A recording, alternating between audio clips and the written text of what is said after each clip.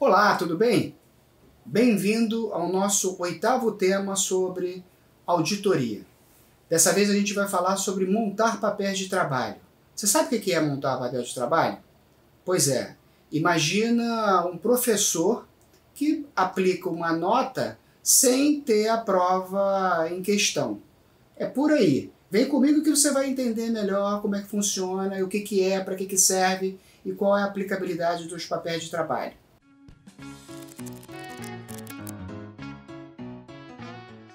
Antes da gente falar de papéis de trabalho, como montar efetivamente os papéis de trabalho, eu vou pedir para você uma moral, claro, né? Então se inscreve no canal, dá o seu like, faça o seu comentário, deixe a sua informação como forma da gente sempre estar melhorando nesse nosso conteúdo.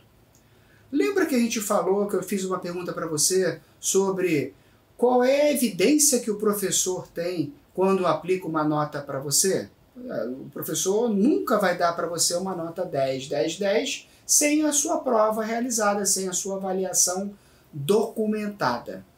A relação, então, do professor com o aluno exige um determinado documento, exige uma determinada evidência para que você tenha ali a garantia de que você fez aquela prova e correu tudo bem, e por sua vez o professor tenha segurança no lançamento do boletim lá das notas associadas. O profissional auditor, ele funciona exatamente da mesma forma quando a gente trata de papel de trabalho. E isso não é porque ele quer, isso está estabelecido lá na NBCT T12, né, a norma técnica 12, onde ela diz o seguinte: o objetivo principal do papel de trabalho é permitir ao auditor documentar todas as evidências, todas as análises obtidas durante a sua execução de trabalho. É a forma pelo qual ele se estrutura e se defende quando no futuro houver a necessidade, por exemplo, dele ser arguído, ser questionado, ser indagado sobre como que ele chegou àquele determinado resultado. Então eu preciso agora me organizar, eu preciso me estruturar através das análises que eu vou estar fazendo como forma de servir de base futura para possíveis questionamentos, possíveis análises, possíveis revisões. É esse o objetivo e a essência do papel de trabalho, né? Então, se você for perguntar efetivamente, se você for... Mas Douglas, eu estou começando a entender efetivamente o que é o papel de trabalho, mas qual é o seu objetivo principal? Está aqui na tela, estou compartilhando contigo. E aqui 3, 4 tópicos, e vamos tratar eles de uma forma bem tranquila. Primeiro o item é formalizar a análise. Eu preciso ter um documento, eu preciso ter uma formalização, uma evidência efetivamente que eu estou cumprindo o meu programa de trabalho. Lembra do programa de trabalho? Pois é. Programa de trabalho, então, se você tem dúvida, olha lá a nossa aula anterior, que você vai entender claramente o funcionamento, o objetivo e a essência do programa de trabalho. Em auditoria, é como se fosse um alinhamento. Eu tenho o meu plano de trabalho, que é o meu cronograma dos trabalhos a serem desenvolvidos. Desse plano de trabalho eu tenho o meu planejamento, do meu planejamento eu tenho o meu programa, e agora eu vou fazer os testes. Uma vez evidenciados os testes, feitos esses testes, eu preciso documentá-los. Então os papéis de trabalho servem para formalização. Os papéis de trabalho, eles servem para deixar registrado todas as informações que eu obtive. Informação com relação a documento, informação com relação a contrato, informação com relação a acordos, assembleias, enfim. Tudo aquilo que for objeto do auditor, ele deve ser tratado com papel de trabalho, associado, claro, ao programa de testes inerente àquela conta contábil, inerente àquela rubrica contábil. Então o papel de trabalho também tem esse objetivo. E ele tem uma outra vantagem. Uma vez quando eu documento essas informações, essas análises, vão me permitir consultas futuras em períodos, em exercícios subsequentes, para me servir de otimização de análise daquela situação. Um exemplo, se eu estou efetivamente fazendo um trabalho numa determinada conta contábil, onde aquela conta, por si só, ela tem uma dificuldade, uma complexidade muito grande, eu posso me basear nos papéis de trabalho do exercício anterior como forma de melhor entender o comportamento daquela conta, como forma de melhor entender as dificuldades, as anomalias, possíveis anomalias associadas àquela conta. Então, o auditor ele se utiliza também dos papéis de trabalho anteriores como forma de melhor tomar decisão quando for analisar o seu teste. E uma outra observação importante, um outro objetivo importante, ele permite uma agilidade quando da revisão por alçada superior no desenvolvimento daquele trabalho. Se o auditor iniciante, trainee, ele desenvolveu aquele teste, o superior hierárquico dele, o auditor sênior, ou o gerente da auditoria, o diretor da auditoria, ele vai ter a capacidade de revisar aquilo que foi feito, porque existe uma metodologia unificada. Esses são os objetivos dos papéis de trabalho. E o que deve conter, né? Pô, bacana, entendi. O que deve conter esse papel de trabalho?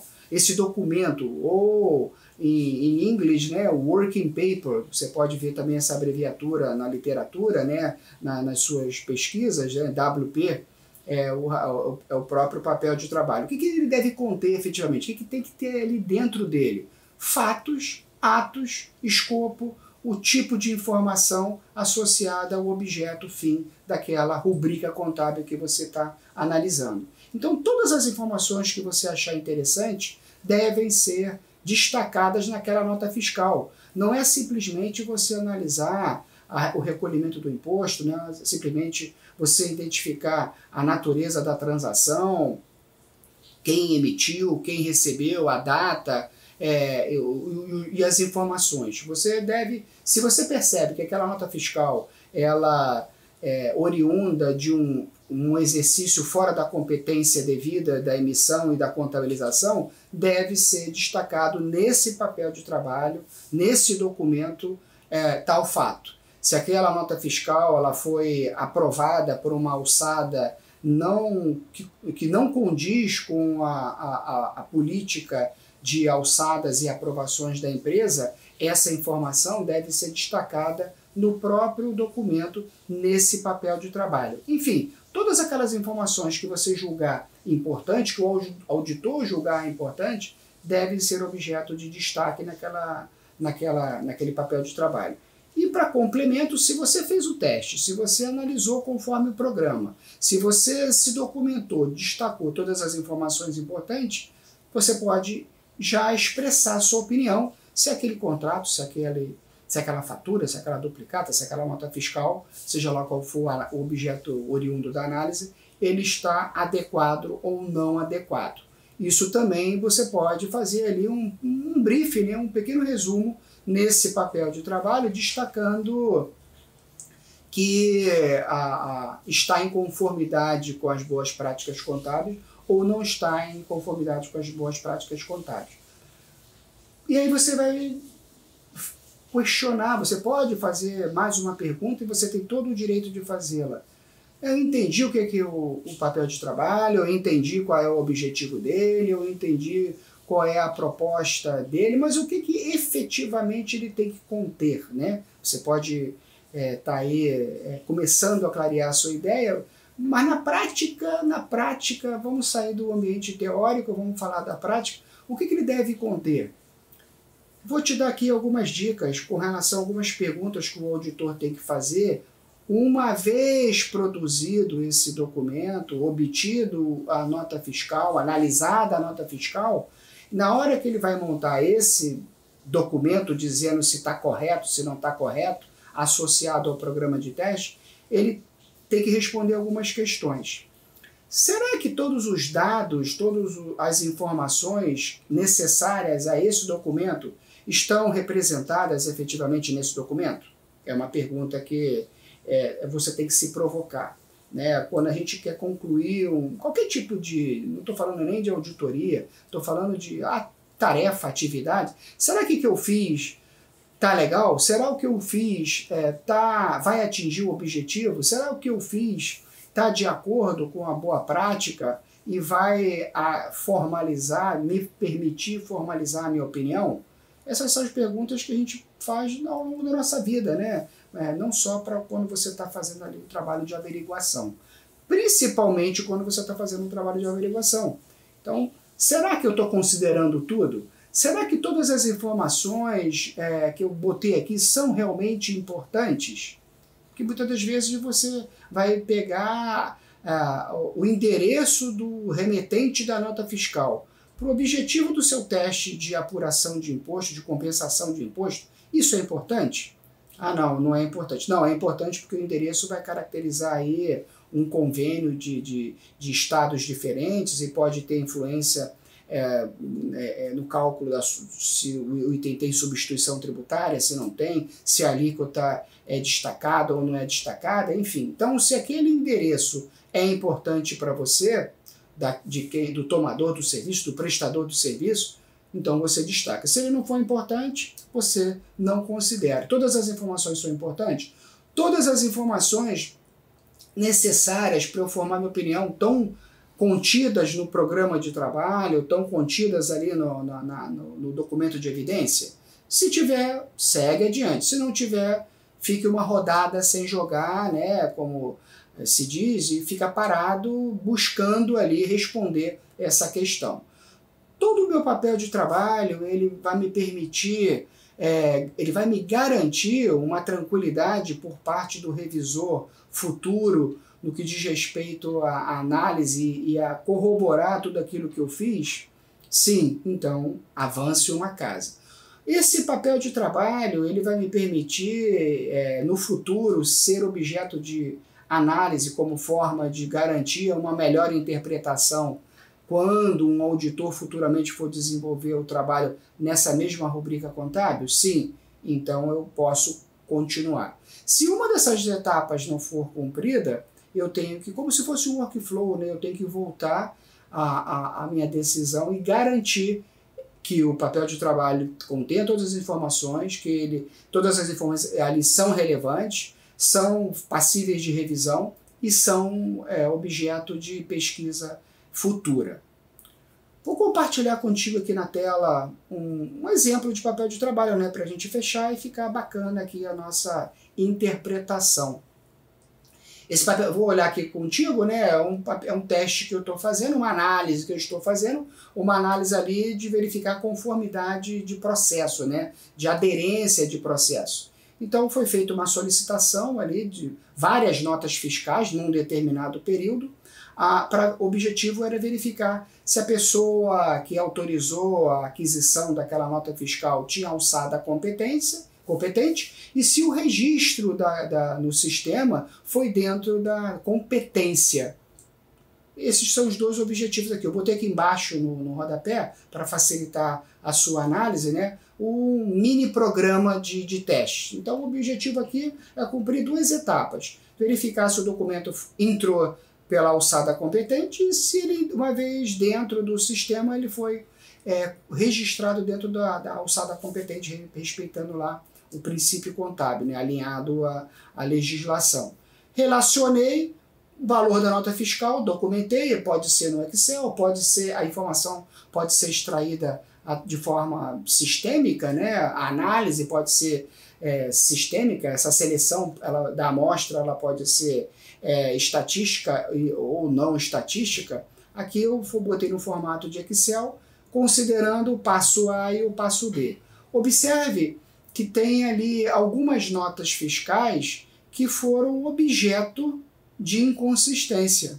Eu identifiquei de forma clara que a nota fiscal, por exemplo, número 2, o segundo registro que eu coloquei, tem uma deficiência que não está ok, tem uma letrinha A. E essa letrinha A ela está caracterizando, lá no rodapé, né, que a nota não foi aprovada pela alçada competente. Eu destaco.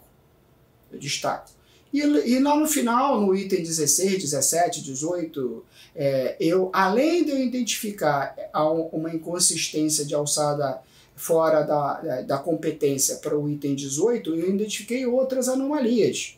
Eu verifiquei aqui que essas 3 notas foram tabuladas fora da competência lá no sistema. Isso vai gerar uma série de erros de provisionamentos, de pagamentos, etc, etc.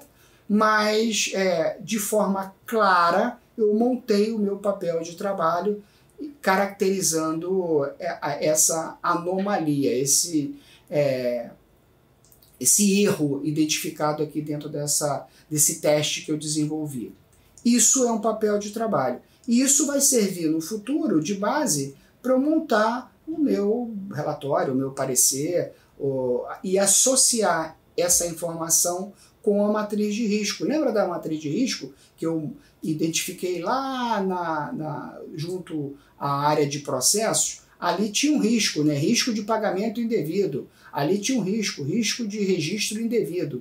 Olha que interessante. Então, aquela inconsistência da matriz de risco eu associei com a alçada do relatório.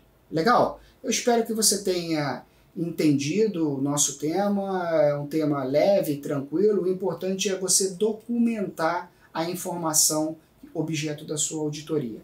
Qualquer dúvida que você tem, escreva para mim. Eu tenho certeza que a gente vai se entender cada vez melhor. Não deixe de dar o seu like, não deixe de assistir a próxima aula e fique na paz, hein? Tchau, tchau!